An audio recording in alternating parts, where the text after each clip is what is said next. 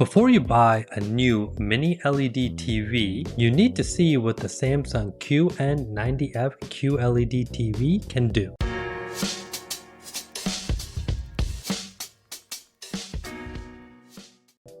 Hi everyone, I'm Dippin with CE Critic. This overview of the Samsung QN90F falls into my series of what has changed in the AV industry in the last 7 or 8 years since I built my home theater. And now I get to talk to you guys about the latest 4K TV from Samsung, the QN90F. When Samsung and I first started discussing what TV they would send over, we started with their 8K TV. While this was very tempting, I really wanted to get a TV that the average person would be buying and putting in their home. By the way, as of this recording, the 85-inch QN90F is actually 29% off on Amazon. That is a heck of a deal. See the link in the description below. And while you're there, hit subscribe, hit like, share this video, and get it out to as many people as you can. So jumping right in, the Samsung QN90F has an 89% CE Critic score.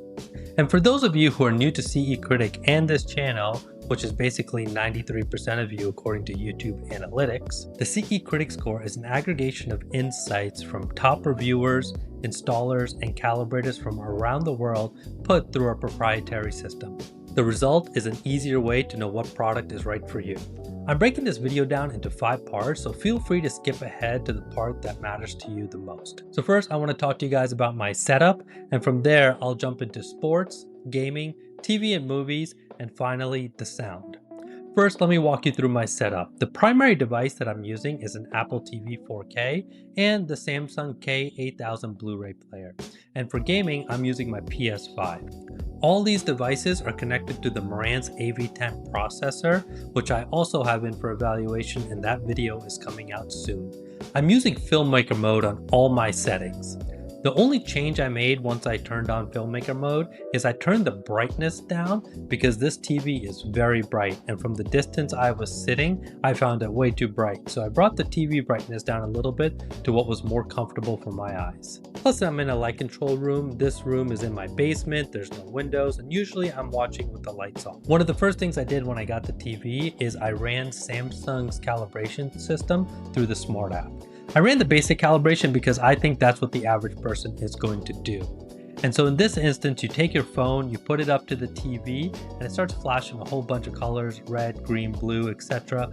And then it's finally done calibrating it. The calibration mode is only applied to the movie settings. For me, in my setting, I thought the calibration made the system look a little bit too red and the TV look a little bit too red. So I switched it back to filmmaker mode because I thought that looked more accurate. I took some side-by-side videos to show you guys the difference. And here you can see the difference in both gaming and movies, how there is a red tint to it.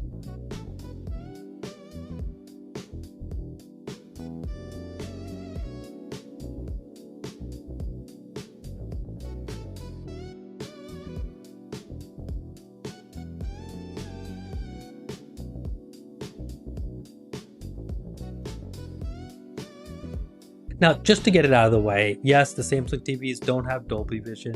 It's annoying, and in fact, I hope with the new Dolby Vision 2 announcements, Samsung starts incorporating them in their future TVs alongside their HDR10 Plus, because it's something I want to stop talking about, because Samsung makes killer TVs and people should really consider them in their setups. From my time with the QN90F, I honestly felt like I wasn't missing much. Okay, let's talk sports.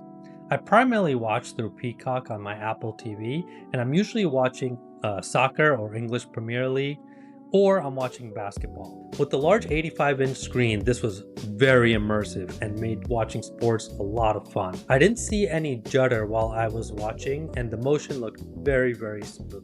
I did notice some banding around the score box or around some of the logos for the TV channel. This is something I would expect because I'm streaming. I just want to call it out because if you stream a lot of sports like I do, you might see some banding based on how well the stream going, if the frame rates are dropping in the stream. But I want to make sure you're aware of it because it's actually not a TV problem. It is going to be the streaming app's problem, but you might see it.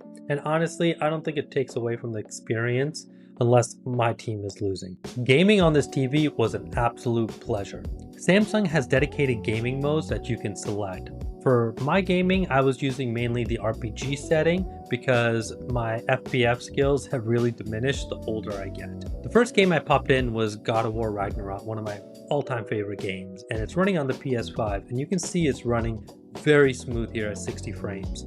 The banding issue I saw in sports immediately went away. This game was running smooth, there was no judder, motion felt good, and all the colors on the screen really popped. The next game I popped in was Horizon Forbidden West, and I like this game because of all the different environments you can go through. And man, did these environments look lush. The forest area, the rivers, the oceans, the snow-capped mountains, the desert, everything looked fantastic on this TV. When you go in concentration mode where everything slows down, you can really see all the details in the machines, in the foliage, even on the back of Aloy, you can see all the detail on her clothing. The final game I tested out was Spider-Man Miles Morales. Now, what this game does is it offers 3 different modes: Fidelity mode, Performance mode, and Performance RT mode. I mainly played in Performance RT mode, which locks it at 60 frames a second and gives you ray tracing. And man, did the ray tracing look phenomenal. As you're swinging around, everything looks smooth. Fighting in this game was fantastic. It was really my timing that was bad. And you also saw all the reflections in the building. The sunsets looked absolutely beautiful. And what I really appreciate is when I went into the apartment and you can see all the little details, I just found myself walking around, looking at the apartment and living in that space. Now, I also did turn on 120 Hz for this game just to test it to make sure there was nothing weird with the Samsung TV and the PS5, and everything worked smooth and I have no complaints. Now for TV and movies, I watch a mix between Fandango, Disney Plus, Hulu, Netflix, and Apple TV. When I want to get real serious, then I use my Blu-ray player. My first test was Avatar: Way of the Water. This movie can be very challenging for TVs because of how bright it can get sometimes and the different types of blue you see throughout the movie. Now I checked this across the board through Apple TV, Disney Plus, Fandango, and Prime Video, and they all look really good. I didn't see any blowouts, colors look pretty accurate.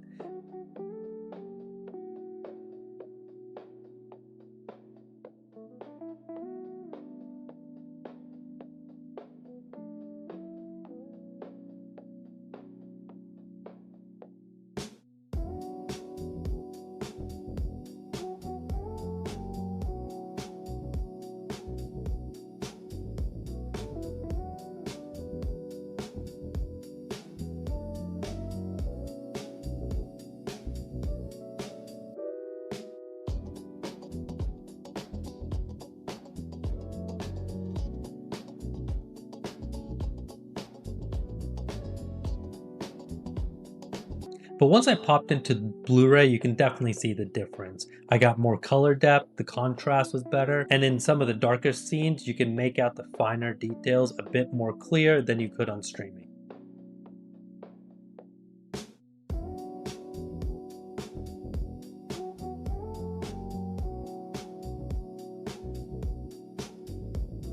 I also decided to do some older TV watching just so I could see how it handled SDR content, and I put on a show called Everybody Loves Raymond through Fandango. Now the AI processing was fantastic and the upscaling did a really good job. Really the metric here is I want to make sure older content doesn't look like garbage on the screen, and everything looked good. The details were all there, motion looked good, and I had no problem with the way the AI was processing the SDR of all this older content. Now when I went into my deep testing on TVs, the first disc I popped in was Dune 2. I like going to the ending scene of Dune 2 because it's absolutely fantastic watching the different camera angles, the quick cuts, and the way the silhouettes are framed.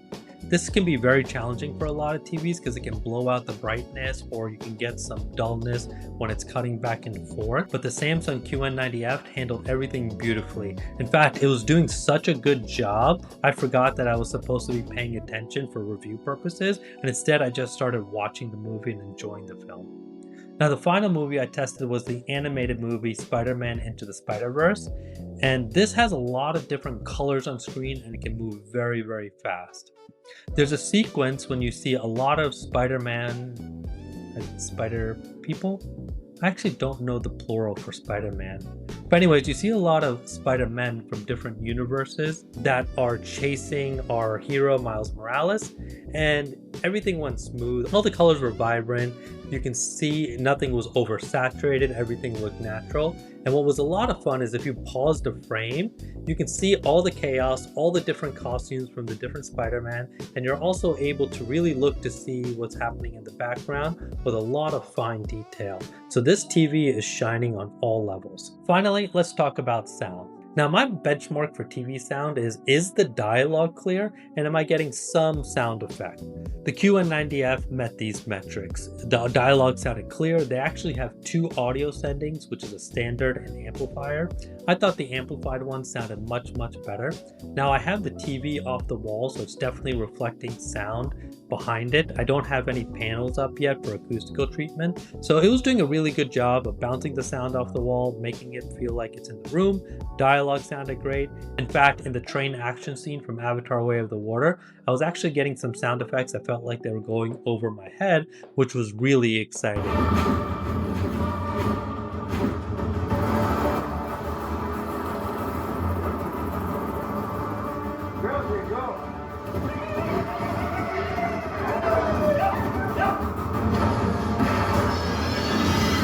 So Samsung did a fantastic job on their sound here, but let's be honest, it's still TV sound. To do this panel justice, if you don't already have a home theater setup, absolutely get a soundbar. I recommend Samsung's own HW990F soundbar. It's got a 93% CE critic score and it's absolutely fantastic.